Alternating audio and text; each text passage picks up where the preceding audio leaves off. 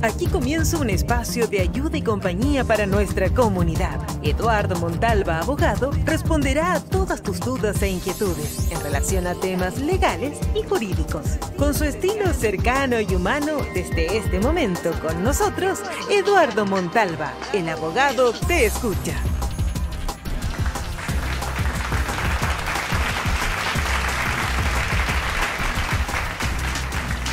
¿Cómo están?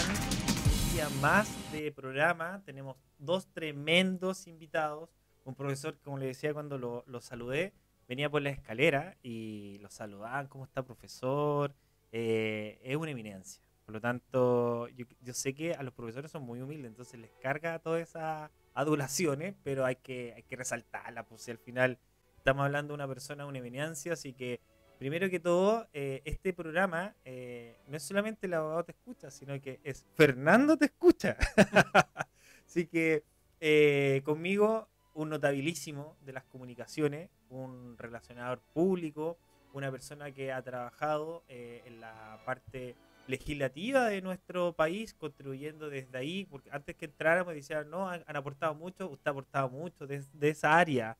Así que, ¿para qué más? Pues si acá hay que tener una co-conducción, así que, don Fernando, ¿cómo está usted? Bastante bien, muy contento de volver a poder estar en contacto por una vía distinta a la que tradicionalmente lo hago.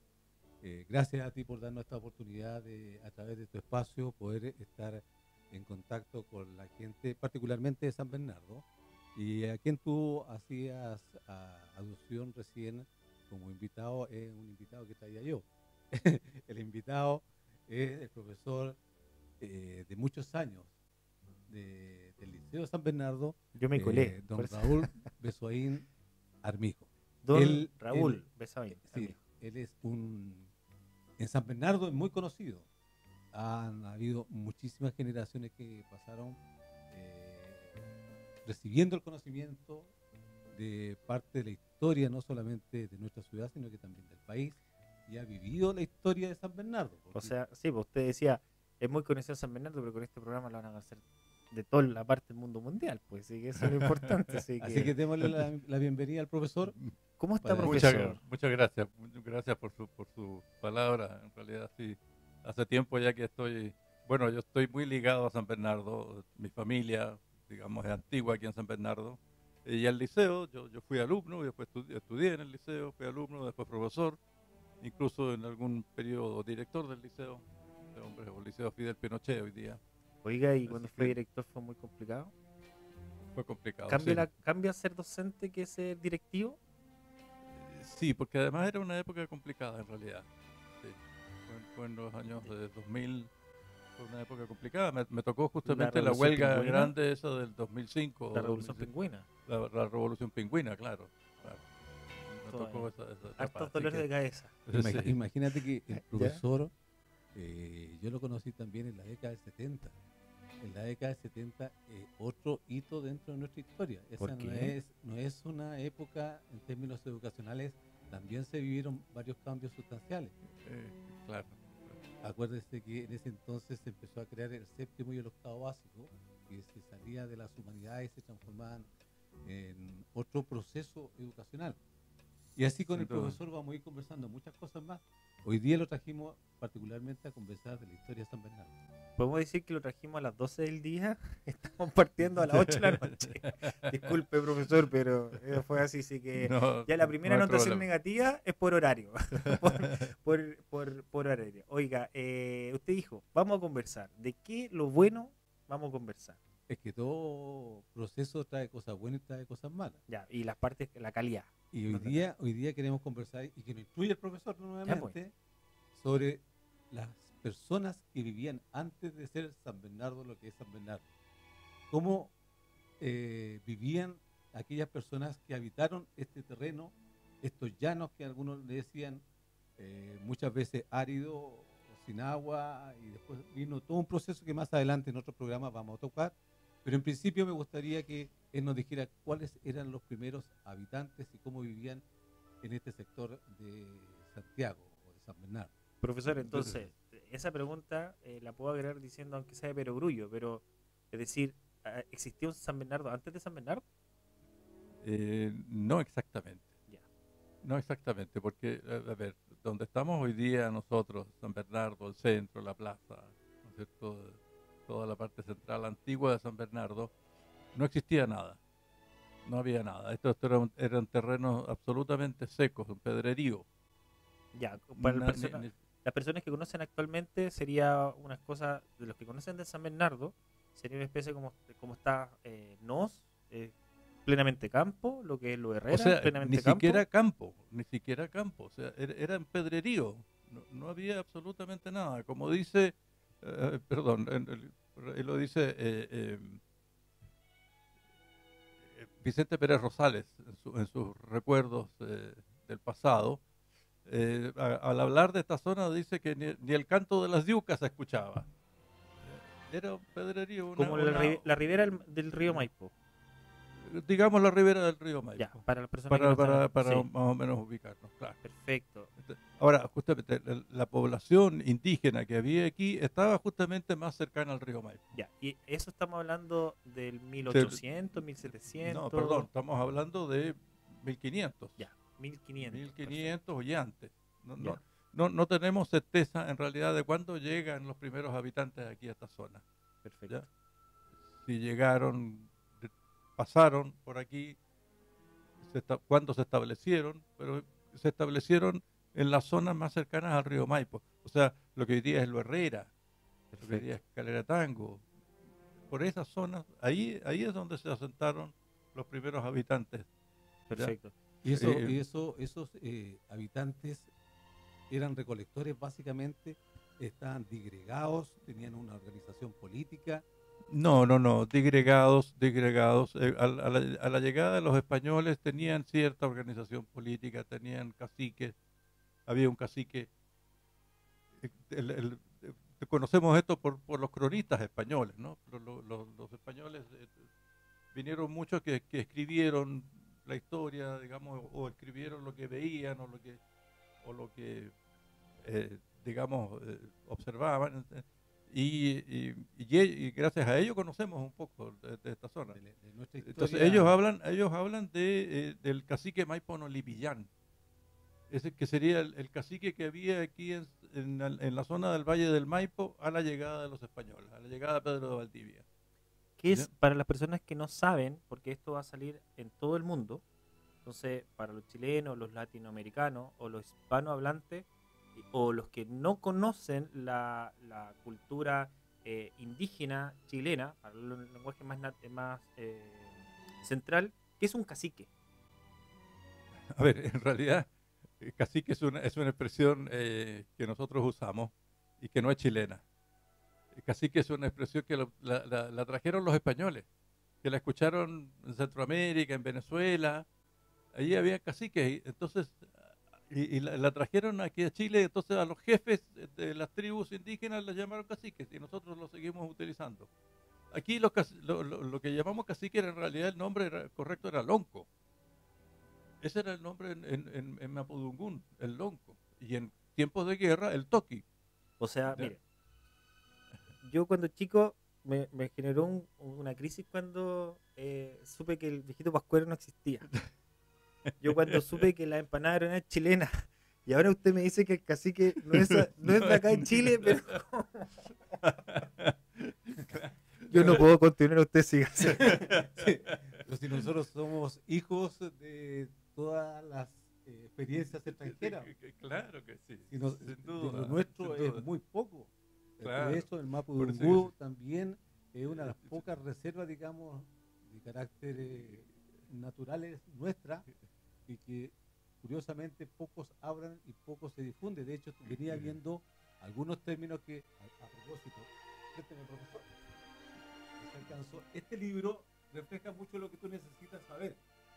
Si lo puedes indicar, este libro lo escribió el profesor y ahí hace todo un relato de los personajes que vivieron en el periodo precolombino. Posteriormente, cuando vino la colonización, entonces hace todo un relato de esa época hasta 1990. Va a sacar la tercera edición de este mismo libro el profesor Besuaín. es uno de los pocos que se ha dedicado a estudiar San Bernardo, que ha tenido San Bernardo todo un proceso con respecto al desarrollo del país también. Y han pasado personajes tremendamente destacados de nuestro país, no solamente pueden hacerse desde la gestión administrativa, sino que también han vivido en la comuna. ¿No es así, profesor? Sí, pues, sí, no estamos tratando de periodo. Estamos hablando, pero volviendo al tema de lo que estábamos hablando. Como decía yo, son los cronistas españoles los que nos dan noticias, digamos, acerca de los indígenas acá de esta zona. A ver, recordemos que cuando Valdivia funda Santiago, la ciudad de Santiago, ¿no es cierto?, llega un momento en que es atacada por los indígenas, ¿no es así? El 11 de septiembre de 1541 es atacada por el Michimalonco, ¿no? cacique, digamos, Michimalonco, exactamente, Michimalonco, ¿ya? Y sus huestes, ¿no es cierto?, que había reunido otra vez. Bueno, ese ataque fracasa gracias a la acción valerosa, ¿no es cierto?, importante de Inés de Suárez, ¿ya?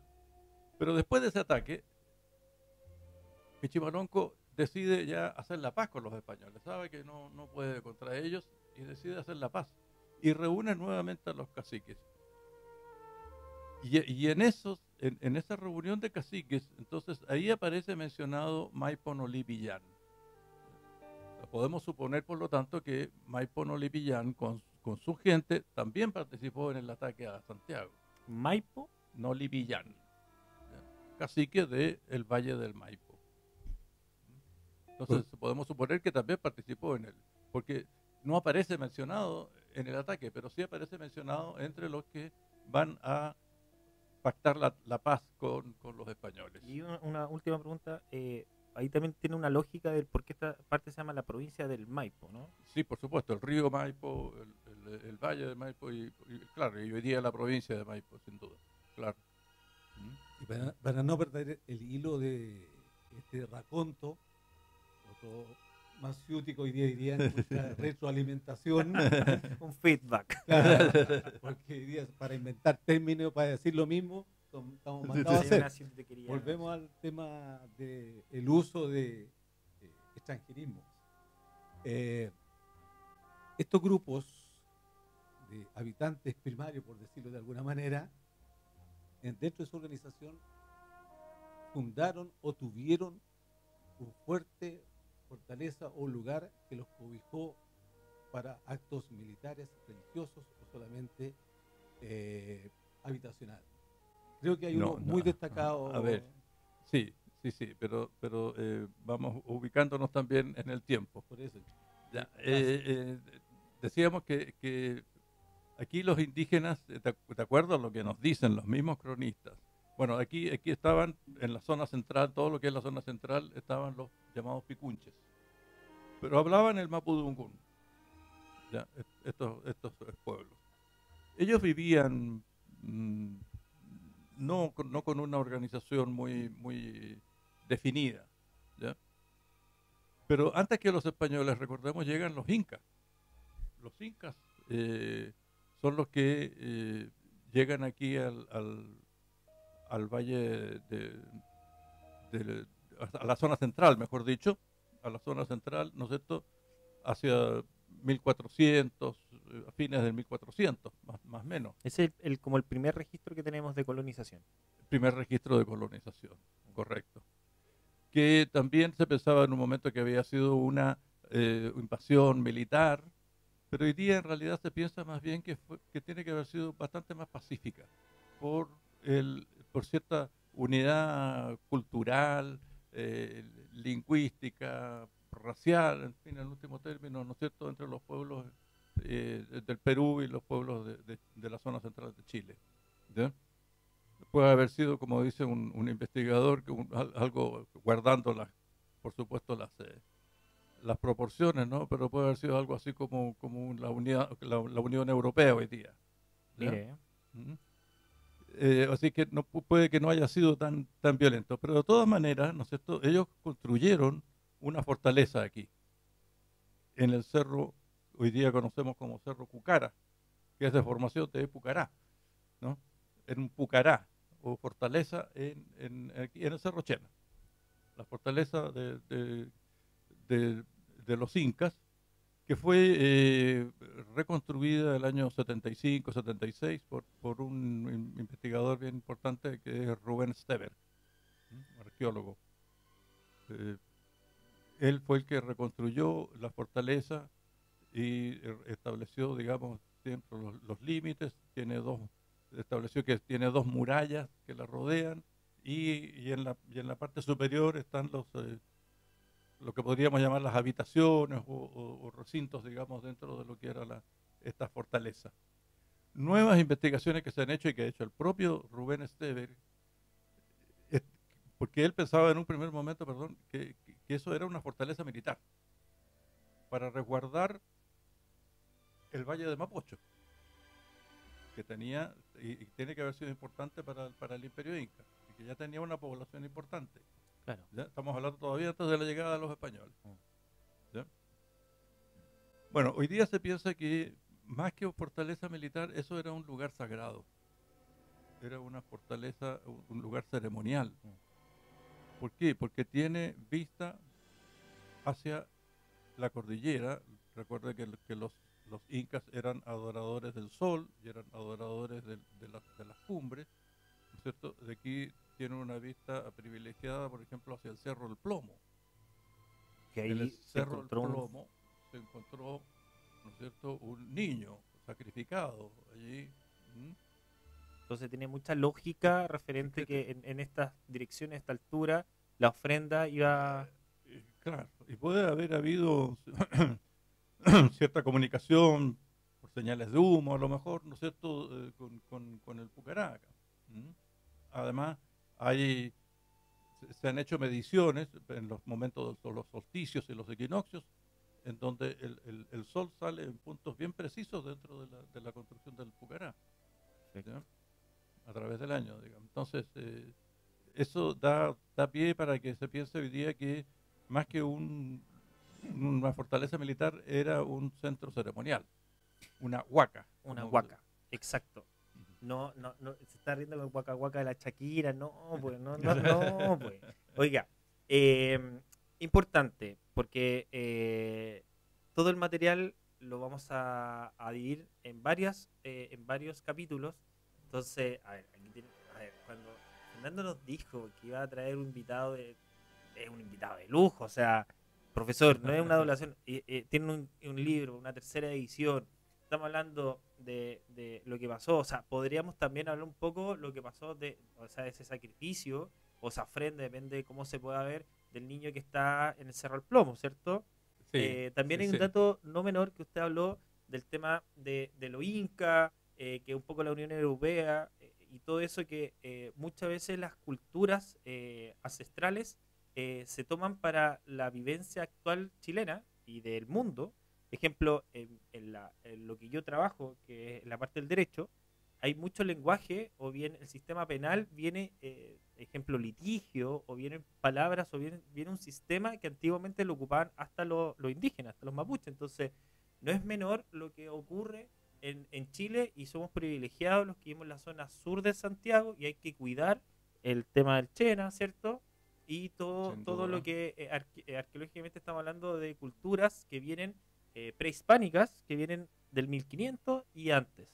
Entonces, profesor, ¿lo puedo invitar de nuevo para poder que nos siga instruyendo? Sí, por supuesto, para ustedes.